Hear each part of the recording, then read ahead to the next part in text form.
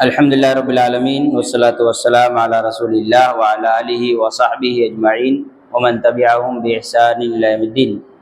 اشہد ان لا الہ الا اللہ وحدہ لا شریک لہ واشہد ان محمدا عبدہ ورسولہ، اما بعد۔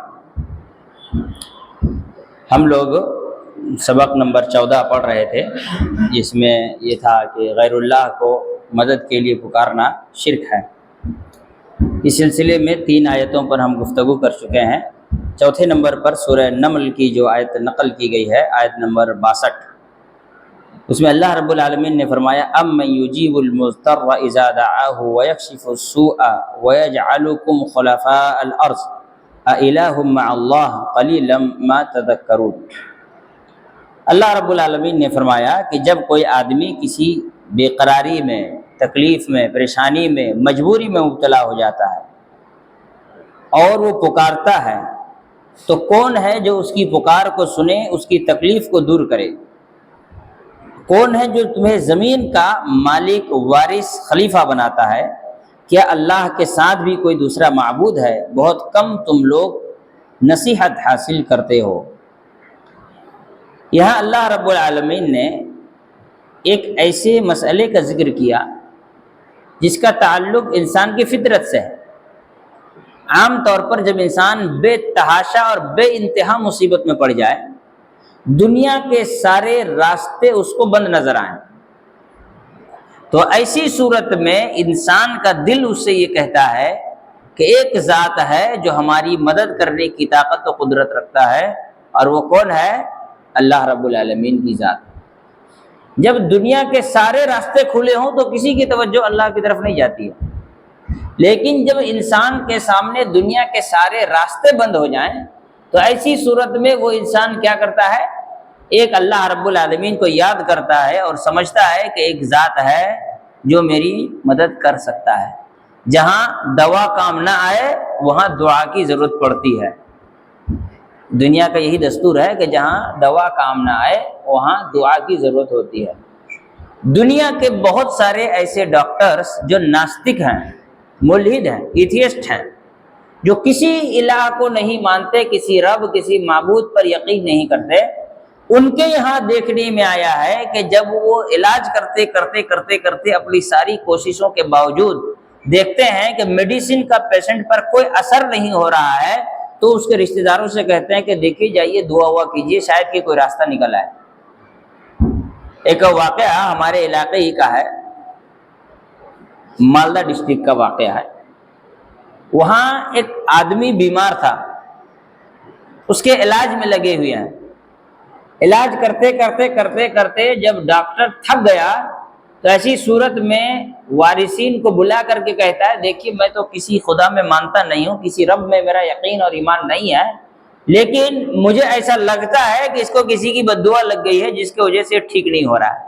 پتا کرو، اگر کوئی ویسا ہو تو اس سے کہو کہ اسے معاف کرے، اس کے لیے دعا کرے تو شاید کہ ٹھیک ہو جائے، ورنہ بیماری کچھ نہیں ہے لیکن بیمار ہے، کوئی بیماری پکڑ نہیں آ رہی لیکن بیمار ہے۔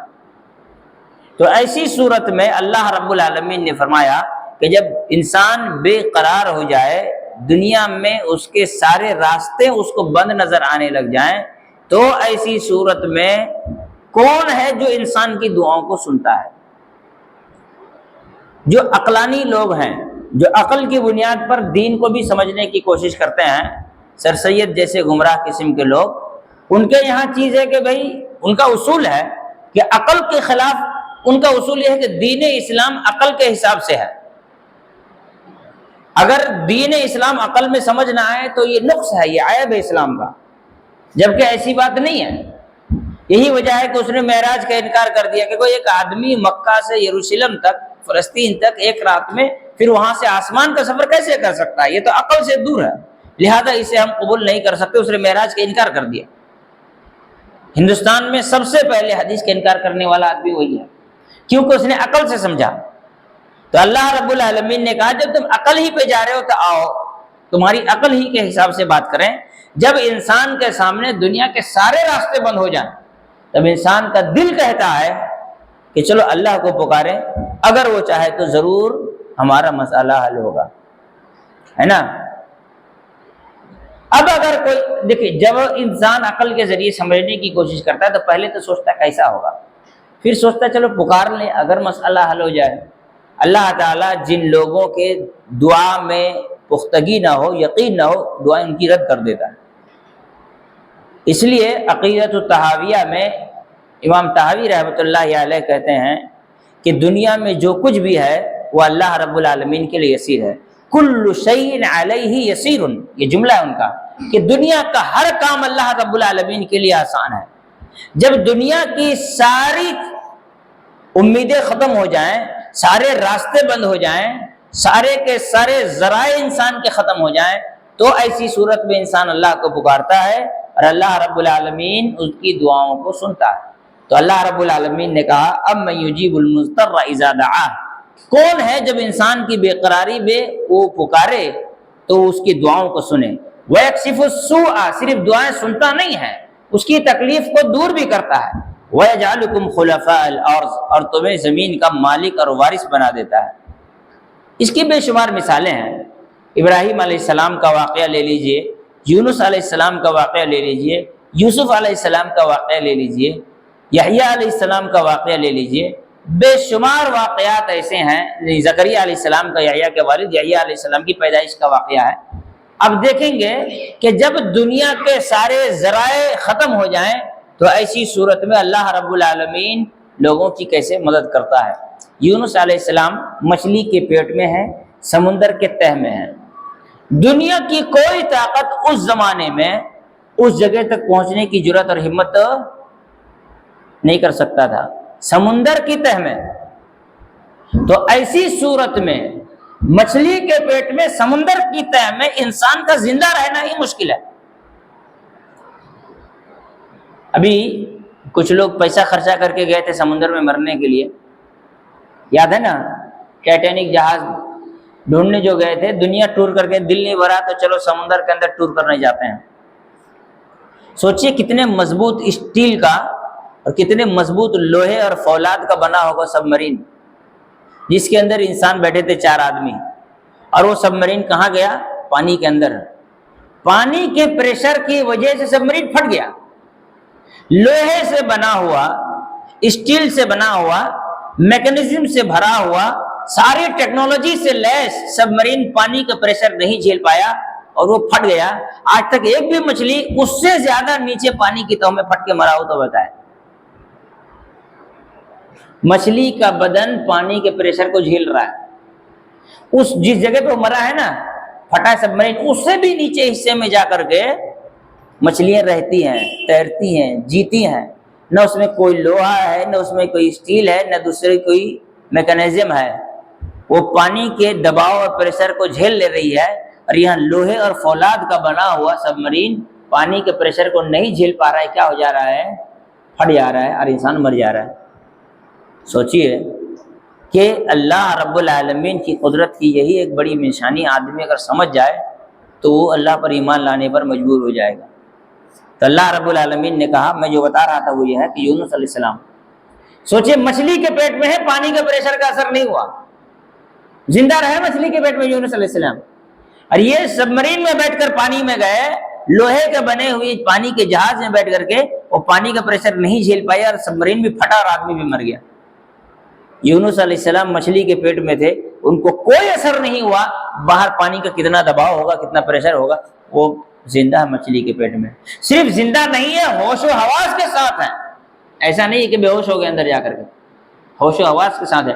تبھی نہ دعا کیے، لا الہ الا انت سبحانک انی کنت من الظالمین۔ یہ دعا جو یونس علیہ السلام کیے، کہاں کیے؟ مچھلی کے پیٹ میں، پانی کے تہ میں، جہاں پانی کے پریشر سے لوہا نہ سنبھال پائے، اس جگہ میں مچھلی کے پیٹ میں بنا کسی پریشر کے ہوش و حواس کے ساتھ بیٹھے ہوئے ہیں، اللہ تعالیٰ سے دعا کر رہے ہیں کہ اللہ سارے راستے تو بند ہیں لیکن تیرا دروازہ ابھی بھی کھلا ہوا ہے، مجھے یقین ہے کہ تم مجھے اس مصیبت سے باہر نکالے گا۔ اور یونس علیہ السلام دعا کرتے ہوئے کیا کہتے ہیں؟ لا الہ الا انت سبحانک انی کنت من الظالمین۔ اللہ تعالیٰ نے کہا اَمَّن یُجِیبُ الْمُضْطَرَّ اِذَا دَعَاهُ، جب انسان کے پاس سارے راستے بند ہو جائیں تو کون ہے جو انسان کی دعاؤں کو سنتا ہے؟ وَيَكْشِفُ السُّوءَ، دعائیں سن کر کے چھوڑ نہیں دیتا، اس کی تکلیف کو دور بھی کر دیتا ہے، اس کی پریشانیوں کا حل بھی دیتا ہے۔ پھر آگے کیا کہا، وَيَجْعَلُكُمْ خُلَفَاءَ الْأَرْضِ، تم کو زمین کا مالک بناتا ہے۔ دنیا میں بادشاہت اللہ تعالیٰ دیتا ہے۔ اللہ تعالیٰ نے فرمایا قُلِ اللَّهُمَّ مَالِكَ الْمُلْكِ تُؤْتِي الْمُلْكَ مَن تَشَاءُ وَتَنزِعُ الْمُلْكَ مِمَّن تَشَاءُ وَتُعِزُّ مَن تَشَاءُ وَتُذِلُّ مَن تَشَاءُ بِيَدِكَ الْخَيْرُ إِنَّكَ عَلَىٰ كُلِّ شَيْءٍ قَدِيرٌ۔ کہہ دیجئے کہ اللہ تو بادشاہت کا مالک ہے، تو جسے چاہے بادشاہت دے دے، جس سے چاہے تو بادشاہت چھین لے۔ بادشاہت دنیا کی مشینوں ای وی ایموں میں طے نہیں ہوتی، ای وی ایم سے بادشاہ طے نہیں کیا جاتا، اللہ جسے بادشاہ بناتا ہے وہی بادشاہ بنتا ہے۔ تحریکیں، پولیٹکس، پولیٹیکل پارٹیاں، یہ ساری جو چیزیں اپنی جگہ ہیں، لیکن اگر اللہ رب العالمین نہ چاہے تو ایسی صورت میں کوئی ظالم بھارت کے سرکار کی کرسی پر نہیں بیٹھ سکتا، اور اگر اللہ چاہے تو پورے ہندوستان میں مسلمان کہتے ہیں 35% ہیں، اگر 95% ہو تب بھی ان کا کچھ نہیں چل سکتا، ظالم بادشاہ یہاں پر حکومت کرنے کے لیے کافی ہوگا۔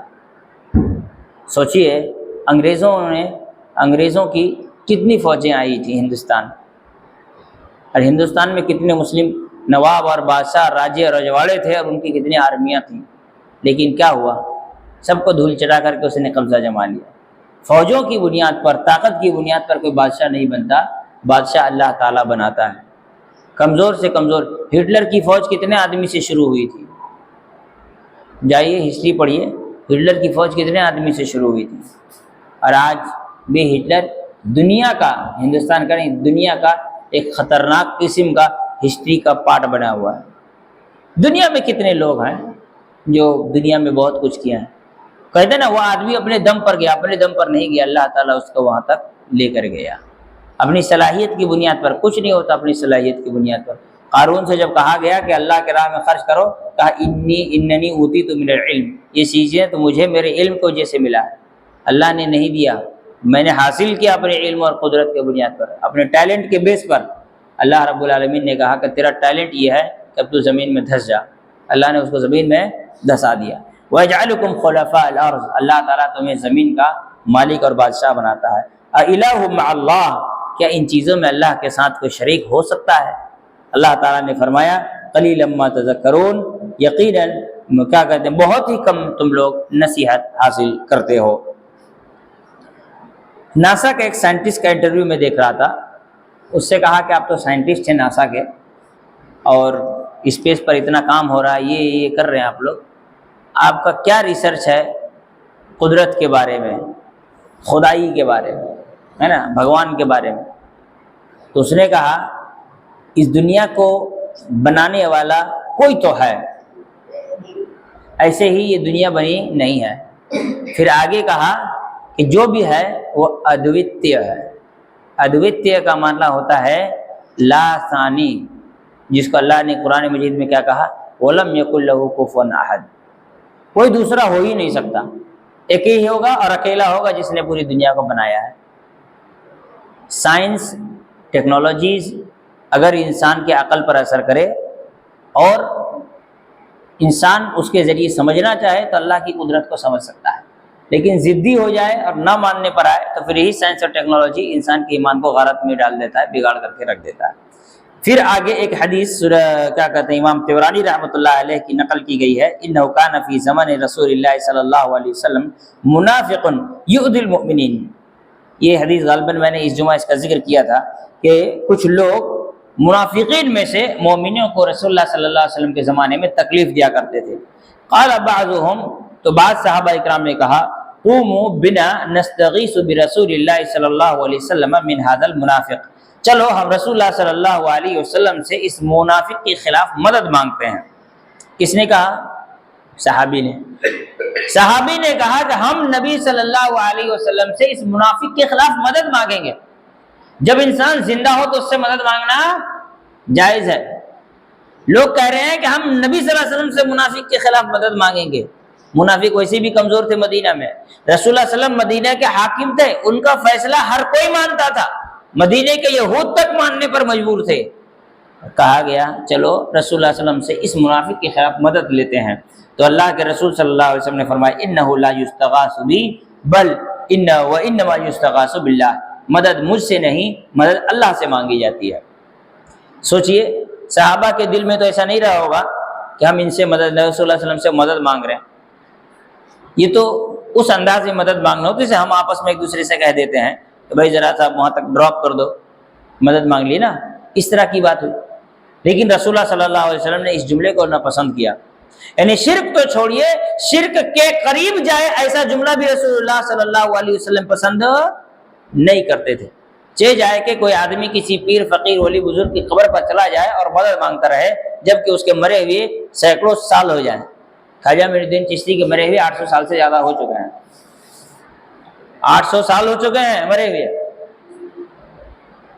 کسی کے مرے ہوئے اور پتہ نہیں کتنے کتنے سال ہو گئے. رسول اللہ علیہ وسلم سامنے موجود ہیں، ایسی حیات جس پر کسی کا انکار نہیں ہے. بہت سارے بریلوی تو آج بھی مانتے رسول اللہ علیہ وسلم زندہ ہے، لیکن مومنین کی ایک جماعت قرآن کے عقیدے کے بنیاد پر یہ کہتی ہے کہ رسول اللہ صلی اللہ علیہ وسلم باحیات نہیں ہے، برزخی زندگی میں ہے، دنیاوی زندگی میں نہیں ہے. لیکن جس زندگی کی ہم بات کریں اس زندگی میں رسول اللہ علیہ وسلم باقاعدہ سامنے موجود تھے. صحابہ اکرام نے کیا کہا؟ قوموا بنا نستغیث برسول اللہ صلی اللہ علیہ وسلم، چلو رسول اللہ صلی اللہ علیہ وسلم سے مدد مانگتے ہیں. اللہ کے رسول صلی اللہ علیہ وسلم نے کہا انما لا یستغاث بی، انہ لا یستغاث بی، مدد مجھ سے نہیں مانگی جاتی، انما یستغاث باللہ، یقیناً مدد اللہ سے مانگی جاتی ہے. تو مدد اللہ سے مانگنا، امیدیں مدد کے وقت یقین کے درجے تک پہنچنی چاہیے، تب جا کر کے اللہ تعالیٰ انسان کی مدد کرتا ہے. آج جو حالات ہیں ہمارے، آج لوگ اسرائیل کے خلاف امریکن ایمبیسی تک گئے تھے، میمورنڈم دے کر کے آئے ہیں. سنا 10,000 کوئی بولا 20,000، بولے چلو 1 لاکھ 1 کروڑ آدمی چلے یہاں پروٹیسٹ کرنے کے لیے، جا کے میمورنڈم دے کر کے آئے. کسی امریکن آدمی کو بات چیت کر کے آئے اور کہا کہ ظلم روکو، یہ وہ. جتنے لوگ آج وہاں پروٹیسٹ میں گئے، ان میں سے کتنے لوگ ہیں جو اسی دن مغرب کی نماز میں حاضر تھے، اللہ سے مدد مانگے ہوں، مسجدوں میں قنوت نازلہ پڑھے ہوں، ان مشرکین کے خلاف اللہ سے مدد مانگے ہوں. کافر و مشرک سے مدد مانگنے کی توفیق سب کے پاس ہے، اللہ رب العالمین سے مدد مانگنے کی کسی کا فرصت نہیں ہے. رسول اللہ صلی اللہ علیہ وسلم کہتے ہیں انہ لا یستغاث بی انما یستغاث باللہ، مدد مجھ سے نہیں، مدد اللہ سے مانگی جائے گی. سوچئے کہاں ہیں انسان جو اللہ سے مدد مانگنے نکلے.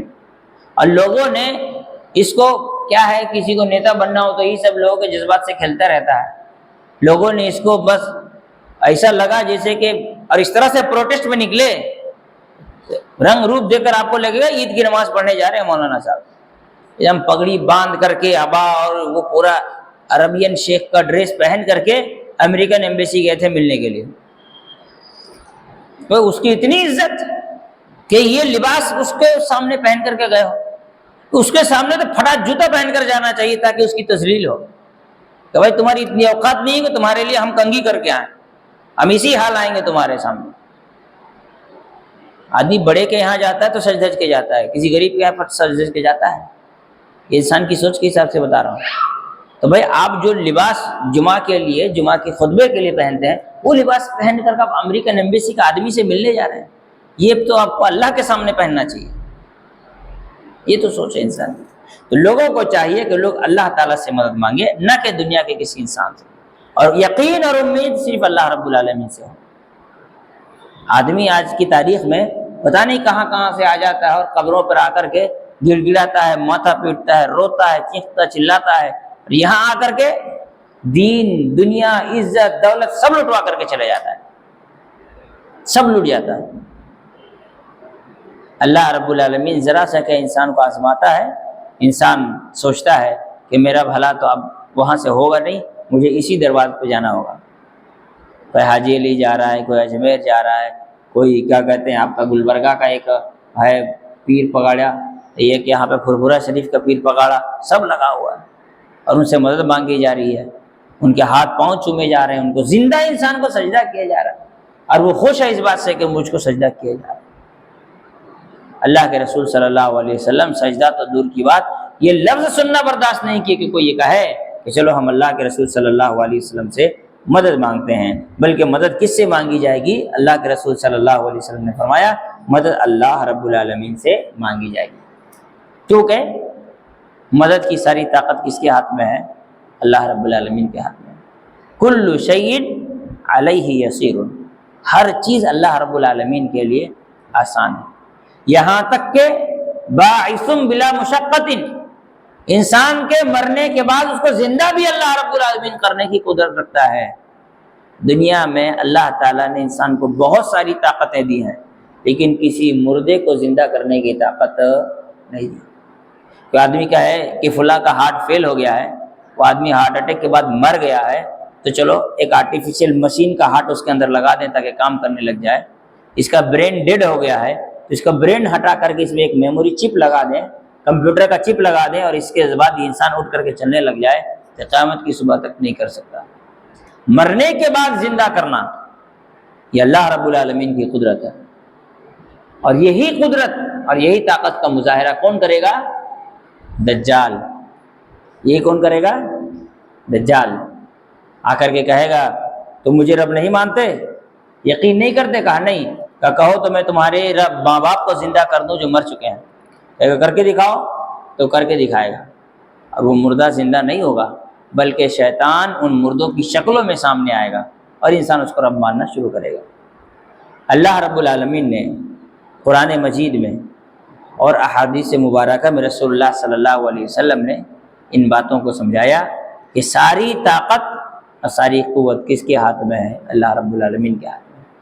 یہاں تک کہ انسان بہت سی چیزیں کر سکتا ہے، لیکن اللہ تعالیٰ اس کے دماغ میں وہ ڈالتا ہی نہیں کہ وہ کرے۔ جیسے اللہ کے رسول صلی اللہ علیہ وسلم کے زمانے میں غالباً ابو جہل کی بیوی تھی یا کوئی عورت تھی، ایک مٹھی میں مٹی بھر کر کے آتی ہے اور کہتی ہے کہ میں یہ مٹھی رسول اللہ علیہ وسلم کو مارنا ہے، ان کے سر پہ مارنا ہے۔ اللہ کے رسول صلی اللہ علیہ وسلم حضرت ابوبکر کے ساتھ بیٹھے ہوئے ہیں خانہ کعبہ کے پاس، وہ آتی ہے، آ کر حضرت ابوبکر سے پوچھتی ہے کہ محمد کہاں ہے، جبکہ اللہ کے رسول صلی اللہ علیہ وسلم کہاں بیٹھے ہوئے ہیں؟ اس کی جسٹ بازو میں، حضرت ابوبکر رضی اللہ تعالیٰ عنہ کی جسٹ بازو میں، ان کے جسٹ بازو میں رسول اللہ صلی اللہ علیہ وسلم بیٹھے ہوئے ہیں۔ وہ پوچھتی ہے کہ محمد کہاں ہے؟ کیوں؟ اگر مل جائے تو یہ مٹی مجھے اس کے سر پر مارنا ہے۔ کہیں کہ نہیں ہے یہاں پر، وہ چلی گئی۔ ہمارے غصے کے حضرت ابوبکر کو مار سکتی تھی، ہے نا، لیکن اللہ تعالیٰ نے اس کے دماغ میں بات نہیں ڈالی۔ ساری قوت کس کے ہاتھ میں ہے؟ حضرت علی رضی اللہ تعالیٰ عنہ جس بستر پر لیٹے ہوئے تھے، لوگ رسول اللہ صلی اللہ علیہ وسلم کے قتل کے لیے اس بستر پر آئے تھے۔ جب دیکھا کہ رسول اللہ صلی اللہ علیہ وسلم نہیں ہے، حضرت علی ہے، تو ہماری غصے کے ان پر بھی تو حملہ کر سکتے تھے، لیکن اللہ تعالیٰ نے اس دماغ کو چھین لیا کہ دماغ کام نہیں کر رہا، ہمارے غصے کے دماغ کام کرنا بند کر دیا، چلائے، شور شرابہ کے نکل گئے۔ تو اللہ رب العالمین ایسے موقعوں پر انسان کی مدد کی طاقت رکھتا ہے جیسے موقعوں پر دنیا کی کوئی کائنات کو اللہ تعالیٰ نے مدد کی طاقت نہیں دی۔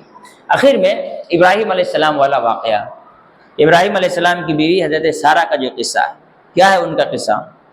ظالم بادشاہ نے کڈنیپ کیا، ان کے ساتھ زیادتی کرنے کی کوشش کی، دنیا کی ساری طاقتیں اس کے سامنے فیل۔ اٹھی، نماز ادا کی، نماز ادا کرنے کے بعد اللہ رب العالمین سے دعا کی کہ اللہ میں تجھ پر ایمان رکھتی ہوں، تیرے بندے ابراہیم پر ایمان رکھتی ہوں، میں نے اپنے شرمگاہ کو اپنے شوہر کے علاوہ کسی کے لیے حلال نہیں سمجھا ہے، اگر میں اس معاملے میں سچی ہوں تو اللہ تو مجھے اس ظالم سے نجات دے۔ فی الفور اللہ رب العالمین نے انہیں نجات دی، فی الفور، ڈائریکٹ اسی وقت، جس وقت انسان سوچ نہیں سکتا ہے کہ اس موقع پر میری مدد ہو سکتی ہے، اللہ رب العالمین مدد کی طاقت رکھتا ہے اور مدد کرتا بھی ہے۔ اسی کو اللہ تعالیٰ نے کہا کہ جب دنیا کے سارے راستے بند ہو جائیں، امن یجیب المضطر، کون ہے جو سب سے زیادہ تکلیف اور پریشانی میں، بے قراری میں مبتلا انسان کی دعاؤں کو سنتا ہے، ویکشف السوء، اور اس کی تکلیفوں کو دور کرتا ہے۔ ہماری بھی زندگی میں بہت دفعہ ایسے واقعات ہوئے ہوں گے، ہر انسان سوچے کہ ایسے واقعات اس کے ساتھ بھی ہوں گے، رات کو تکلیف میں، پریشانی میں تھا کہ اب کیا ہوگا، کس طرح سے مسئلہ حل ہوگا، اور صبح ہوا تو اللہ رب العالمین نے اس کی ساری شکل ہی بدل دی، اور کیا کہتے ہیں، اس حالت کی شکل بدل دی، اور انسان کی ساری تکلیفیں، پریشانیاں، مصیبتیں یکایک بدل گئی، اور مصیبتیں سب کے سب دور ہو گئی۔ سب کچھ اللہ رب العالمین کے ہاتھ میں ہے، تو انسان کو مدد اللہ سے مانگنی چاہیے، کیونکہ اللہ تعالیٰ ہی مدد کی طاقت رکھتا ہے، باقی کوئی طاقت نہیں رکھتا، تو ان کو مدد کے لیے پکارنا فضول ہے۔ اللہ تعالیٰ ہم تمام لوگوں کو سمجھ کی توفیق عطا فرمائے۔